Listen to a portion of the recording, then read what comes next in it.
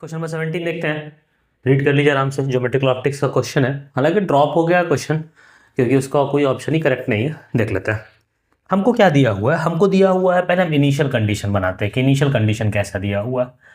Initially हमको दिया है कि कुछ इस टाइप का है, एक कन्वेक्स लेंस और एक कनकेव लेंस, और उन दोनों के बीच में कोई गैप नहीं है। कन्वेक्स का फोकल लेंथ दिया हुआ है कितना, 5। इसका फोकल लेंथ दिया हुआ है, इसका f1 मान लेते हैं और इसका f2 मान लेते हैं। तो गिवन है, यहीं पर डेटा लिख देते हैं। f1 इज इक्वल टू, ये कितना हो जाएगा, +5 दिया है ना, हाँ +5 दिया। और f2 दिया हुआ है -4 सेंटीमीटर। नेगेटिव होगा, इसका फोकल लेंथ नेगेटिव होता है। और ऑब्जेक्ट रखा गया है, ऑब्जेक्ट इधर रखेंगे तभी सारी चीजें होंगी। ऑब्जेक्ट जो रखा गया है वो है -10 होगा शायद, 10 सेंटीमीटर, -10 सेंटीमीटर।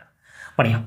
मैग्निफिकेशन फाइनली क्या हो जा रहा है, फाइनली बना देते हैं। फाइनली क्या हो रहा है, फाइनली दे रखा है कि कनकेव वैसे ही है, बाकी सारी चीजें वैसे ही है, और उसके बाद में कन्वेक्स है, और कनकेव और कन्वेक्स के बीच की दूरी दे रखी है 1 सेंटीमीटर। 1 ही सेंटीमीटर दिया है ना, हाँ 1 सेंटीमीटर दे रखा है। और ऑब्जेक्ट को रखा गया है कितनी दूरी पर, इससे 10 सेंटीमीटर की दूरी पर। इस केस में मैग्निफिकेशन आता है m1 और इस केस में मैग्निफिकेशन आता है m2। हमसे पूछ रहा है m1/m2। हमसे क्या पूछ रहा है, m1/m2। बहुत बढ़िया, कोई दिक्कत नहीं, एकदम आराम से चलेंगे। पता है ऑप्शन मैच नहीं करेगा, लेकिन फिर भी अपना निकालने का मकसद है कि मैं निकाल लिया जाए। इसमें क्या किया जाए, इसका F इक्विवेलेंट क्या होता है।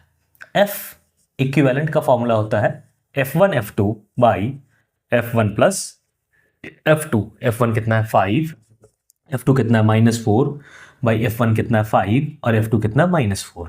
तो 5 चौका 20 और f1 प्लस f2 ये हो गया -20 सेंटीमीटर। -20 सेंटीमीटर, बहुत बढ़िया।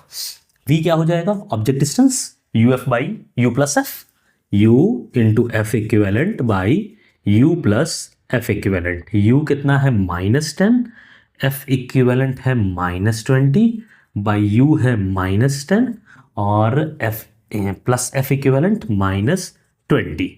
तो हो जाएगा 200 प्लस 200 डिवाइडेड बाई 20 10 30 -30 0 0। यहाँ से v आ गया आपका 20/3। इसमें कैलकुलेशन थोड़ा लंबा है, यहाँ पहले देख लेते हैं। यहाँ मैग्निफिकेशन m1 की बात की जाए तो v/u होता है। v/u कहने का मतलब 20/3 -20/3 डिवाइडेड बाई -10, -0 0, ये आ गया 2/3। मतलब m1 की वैल्यू आ गई, यहां लिख देते हैं हम, m1 की वैल्यू आ गई 2/3। और इसको अब अलग से रख देते हैं।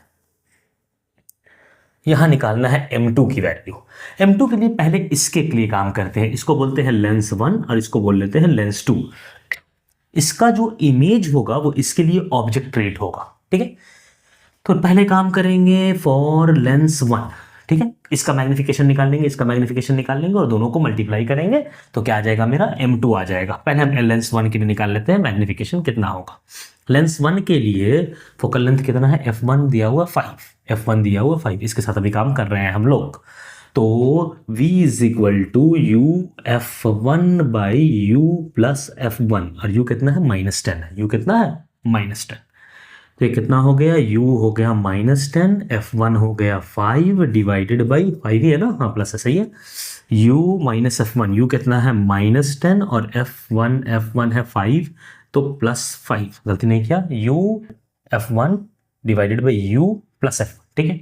-50 डिवाइडेड बाई -5, तो ये हो गया 10 centimetre. And every distances are measured from optical centre. Lens के लिए ऑप्टिकल सेंटर और मिरर के लिए पोल।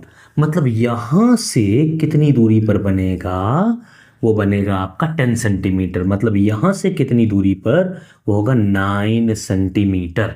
यही इमेज डिस्टेंस इसके लिए ऑब्जेक्ट डिस्टेंस बनेगा।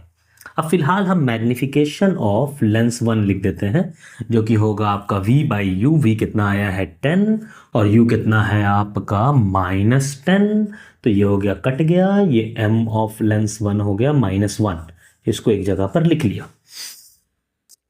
अब फॉर लेंस 2 की अगर बात की जाए तो u आपका हो गया 9 सेंटीमीटर, ये इन दोनों के बीच में 10 सेंटीमीटर है ना, हाँ दोनों के बीच में 1 सेंटीमीटर, ठीक।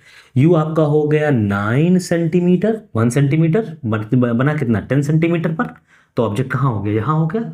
इससे कितना दूरी हो गया 1 माइनस 10, 9 सेंटीमीटर, ठीक है। और इसका फोकल लेंथ दिया हुआ है, इसको u डैश या u2 पकड़ लेते हैं, और f2 गिवन है -4 सेंटीमीटर। हमको क्या निकालना है, v हो जाएगा uf2 by u2 f2 divide by u2 plus f2। u2 कितना हो गया आपका 9 इंटू f2 हो गया -4 divided by u2 plus f2, 9 चौका 36 माइनस 36 डिवाइडेड बाई 9 में से 4 गया माइनस 5, ये कट गया 36/5, ठीक है। अब इसकी मैग्निफिकेशन अगर फाइंड की जाए m ऑफ L2 तो ये हो जाएगा v by you which is 36/5 divided by u है 9 4 जा 36, 4/5, ये हो गया mL2। अब इस सिस्टम का मैग्निफिकेशन जो होगा वो m2 होगा, और वो m2 कितना होगा mL1 इंटू mL2 होगा। mL1 कितना आया है -1, mL2 कितना आया है 4/5, गलती नहीं किया ना, नहीं किया 4/5, तो हो गया -4/5। अब मॉड बोल रहा है, मैग्नीट्यूड बोल रहा है, और दोनों का रेशियो बोल रहा है, किसका किसका बोल रहा है m1/m2 का। चेक कर लेते हैं, m1/m2 का ही कह रहा है ना, m1/m2 का कह रहा है, ठीक है, बहुत बढ़िया। तो m1 कितना आया, m1/m2 इज इक्वल टू ये है 2/3 डिवाइडेड बाई, मॉड ले रहे हैं 4/5, बहुत बढ़िया। तो 2 ज़ा 4, ये हो गया 5/6, 5/6 एकदम करेक्ट आया है, ठीक है। अब अगर ऑप्शन मैच करेंगे तो आप देखेंगे कोई ऑप्शन करेक्ट ही नहीं, क्योंकि कोई 5/27, 25/27, 5/9 और 3/2, इसलिए no option is correct, no option is correct. इसलिए जेई ने इसको क्या रख दिया, बोनस रख दिया, ठीक है। ऐसे क्वेश्चन में बहुत ज़्यादा टाइम चला जाता है, बहुत ही सिली मिस्टेक है जो नहीं होना चाहिए, जेई जैसे संस्था द्वारा नहीं होना चाहिए। कोई बच्चा अगर इसमें इतना खासा टाइम, अच्छा खासा टाइम दिया अपना, और वो सबको बोनस हो जाए तो उसके लिए बेइंसाफ़ी है, ऐसा नहीं करना चाहिए।